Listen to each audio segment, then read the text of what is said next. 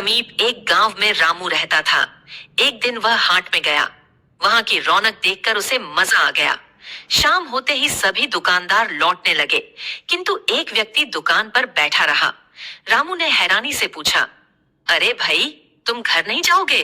दुकानदार मायूसी से बोला, मेरी सलाह नहीं बिकी, उसे बेचकर ही जाऊंगा। रामू ने कहा, कौन सी सलाह, कैसी सलाह?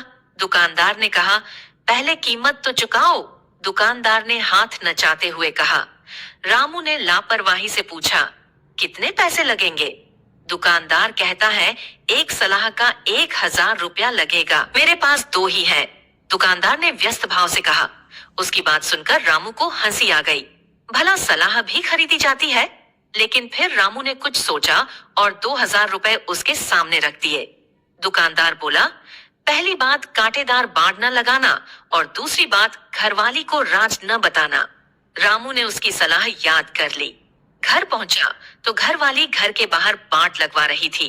रामू को तुरंत सलाह याद आई। उसने पत्नी को बाड़ लगाते से मना कर दिया और 2000 रुपए वाली बात भी बताई। यह सुनकर पत्नी खिलखिलाकर हंस पड़ी और बोली, आपको तो कोई भी आसानी से बेवकूफ बना सकता है। उसने रामू की बात पर ध्यान न देते हुए दरवाजे पर कांटेदार बाड़ लगवा ली। रात को जब रामू सोने लगा तो उसे ख्याल आया कि क्यों न इन सलाहों को आजमाया जाए।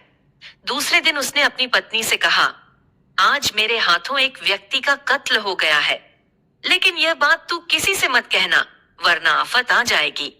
रामू की पत्नी के पेट में कहां बात पचने वाली थी। वह पनघट पर जा पहुंची और अपने पति की बहादुरी की डींगे मारने लगी। ये बात सारे गांव में फैल गई।